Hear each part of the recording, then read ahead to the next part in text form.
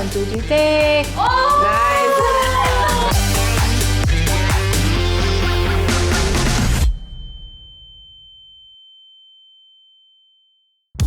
Ever wondered what's behind those walls? Never got a chance to even take a peek? If you're curious to find out what it's like to be them, join us as we explore with Insider Access. Hi everyone, I'm Brenda and welcome back to another episode of Insider Access where I take you along with me to explore exclusive, untouched discoveries that you may be curious about but don't have access to. And today we are here at the Guild International College to find out what it's really like in a special needs school. I personally don't have a lot of experiences to share, but I am on TikTok a lot and I'm very heartened whenever I see parents and organizations taking to social media to educate and help spread awareness about the special needs community. But I know that that's just the tip of the iceberg and there's so much more to it. So my questions of the day will be, what is the curriculum and lifestyle of these special needs kids really like, and what can we do to help build a more inclusive community? So many unanswered questions and I can't wait to have them answered during the tour today, but I can only do it with the help of my co-host. Let's welcome Fazana. Hi Fazana. Hi Brenda. Hi, welcome to the school. Thank you. What is the Guild International College? Right, so we are an inclusive college. We cater to students who are 12 to 25. So we are like a secondary school and upwards.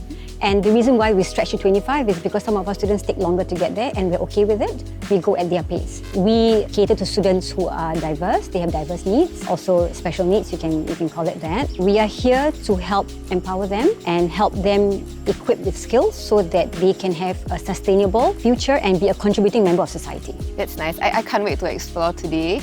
I actually heard that the classes are starting soon, so can I explore the classrooms first? Yes, you can. They're getting dropped off now, so very soon they're going to be Okay, shall we starting. Okay, let's go.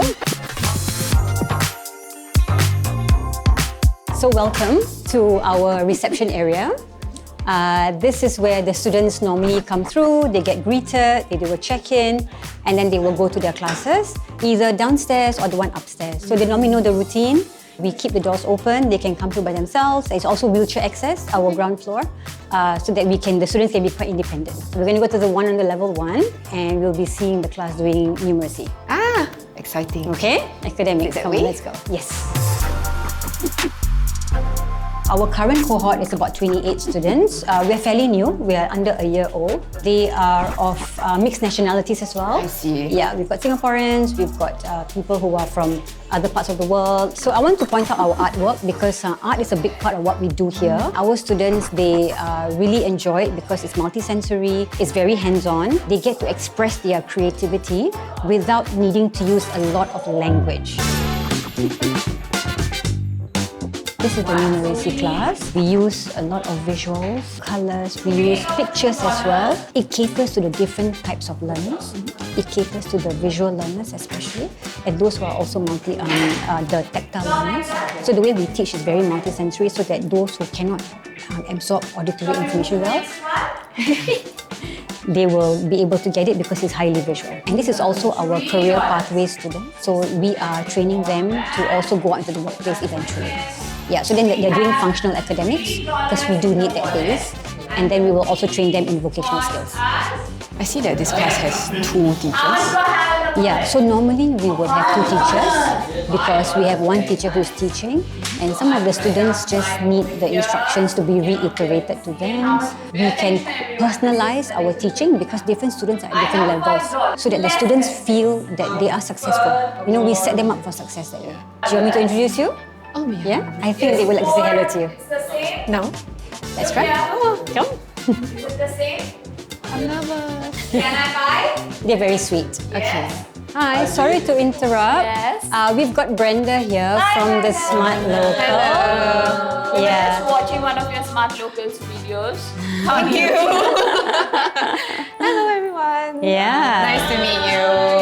Okay, I don't want to disturb their class. You can. I'll meet you all later. You all can focus on the numeracy class first.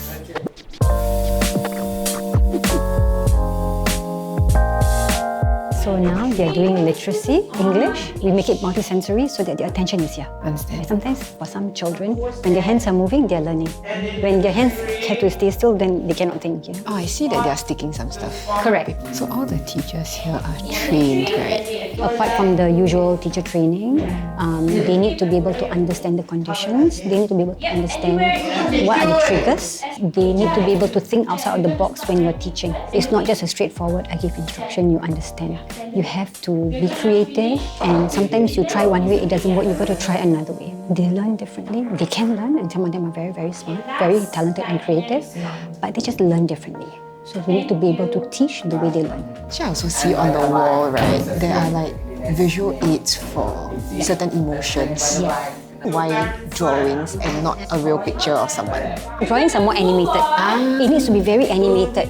Then they are able to capture it and then slowly internalize it. If it's sometimes facial expression can be very subtle. Yeah, okay. and subtlety is not something that they can catch. Okay, got no, it. we can make it very obvious at the learning level, and then from there, then we can chunk it down. Yeah. Okay.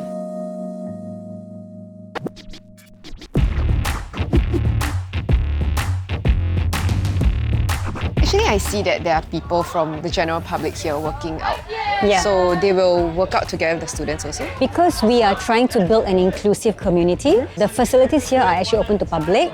Yeah, be it the gym, be it the cafe. We are also giving our students real-life exposure to what's it like to be in a gym and get them used to it. And also, it's part of educating the general public who choose to come here. It's great that like they can interact and Yes. the public can learn more about them as well.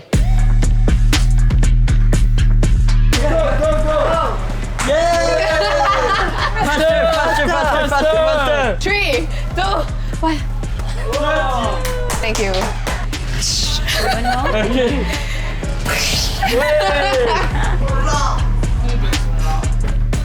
Like this? Yes, at the bottom.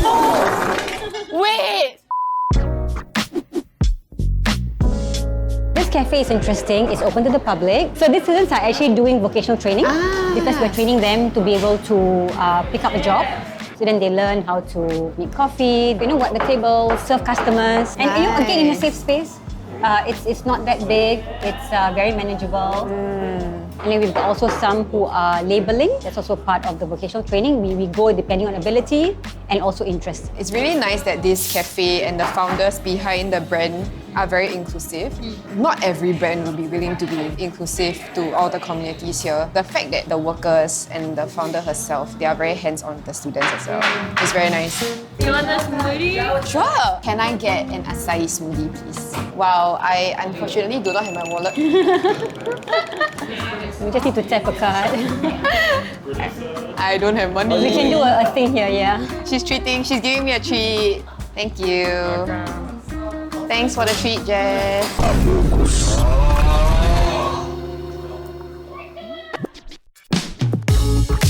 So now we're heading to the photography studio and we work with our partners. They're called Electus Film.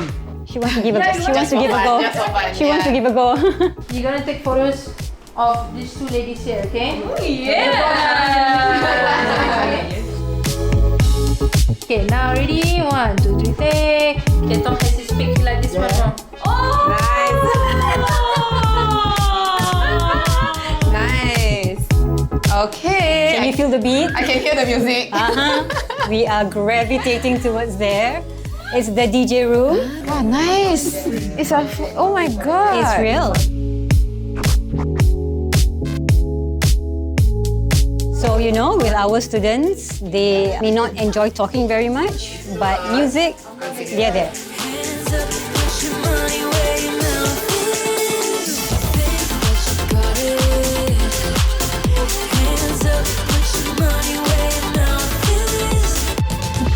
So this is the Zen room. We carry out more social activities here.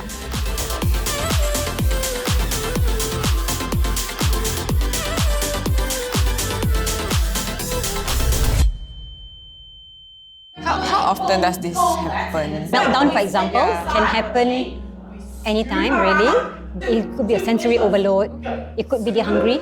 but they're not saying it because they don't realize, they feel discomfort, but they don't realize what it is. If it's a sensory overload, then we actually have a sensory room. It's a quiet space. We bring them in, we sit down with them, we calm down, and once we will give about 15 minutes, normally they take to cool down, and then we can step out and rejoin the group.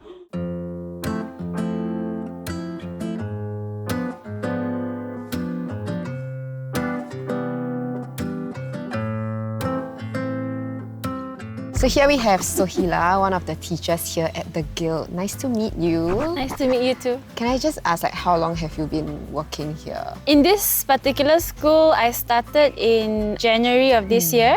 So I haven't been here for very long, but it feels like I've been here for a long while because when you get to know the students, you get to know them really intimately, and it feels like I've known them for quite a while. What inspired you to be a teacher for the special needs community? I don't know if you can relate this, but I didn't like any of my teachers when I was growing up. I didn't like most of them. Okay, I won't say all. I said, I didn't like most of my teachers. So I knew I learned differently. And so I went into special needs because I wanted to support those who learned differently. So I don't see them as like special needs. I just see them as someone who require different ways of learning, so that I provide those different ways of learning for them. Since you mentioned that everyone learns differently, right? How do you tackle, say, a situation where a child is struggling during a class? Every single class, there will be many of them who will struggle.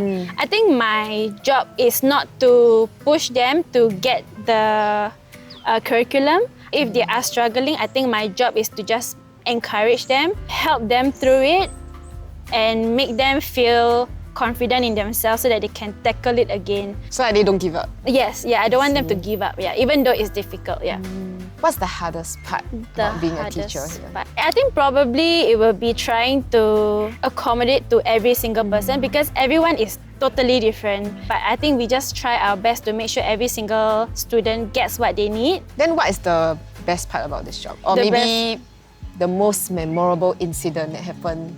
I find myself, I go home and I repeat the things that they are saying. There's a student in the class that plays this song every morning, and then I find myself singing that song on the way home. I also tend to take in some of their quirks also, which I think is quite funny. And I think in this line, you have to find the humor in it, and you also have to find how to make the job light. What is one thing you'd like our audiences to know about the special needs community? Everyone should take the perspective of they are just the same as everyone else. And actually, I have the perspective of everyone is different. How different between you and me may not be the same as how they are different between us. Everyone is unique, right? Yes, everyone is unique, right? So since everyone is different, right? So I don't see any difference in different. If that makes sense. I understand. You see everyone as unique individuals. Everyone. And not like we are different in the sense that we are neurotypical and they have special needs. But everyone is in the same community. But everyone is unique in their own ways. Some people will ask me if they want to do special needs, right? What do they expect? I always tell them to not put any expectation because every single day is very different. You might come in one day and it's peaceful. And then maybe there's a full moon and then everything goes haywire. So to come in here with a set expectation is going to set you to failure or going to put you in a difficult position. The key phrase I learned for today is always keep an open mind. Yes, always keep an open mind. All right, thank you. Thank you for sharing. Thank you. It is time to say goodbye.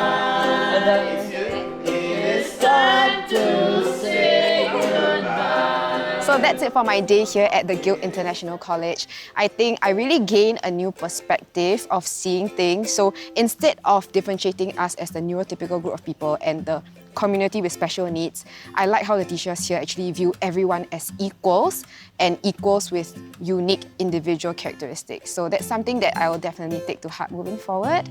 I think one thing that really surprised me is how the students here are exposed to so many extracurricular activities, and my favorite has to be the DJing because I've always wanted to try DJing and I've never gotten to try it, so I'm very jealous of the students here actually. I really like that this school accepts students all the way to age 25 because it really gets them ready for adulthood and make sure they are industry ready before they set out to work. I really want to thank Fazana and all the teachers here and all the students especially for being so welcoming. So that's it for today's episode of Insider Access. I know today's episode is very different from what we usually do, so if you like this kind of content, let us know in the comments down below where and what else you would like us to discover. And as always, don't forget to like, share and subscribe and watch our other videos over there. Bye!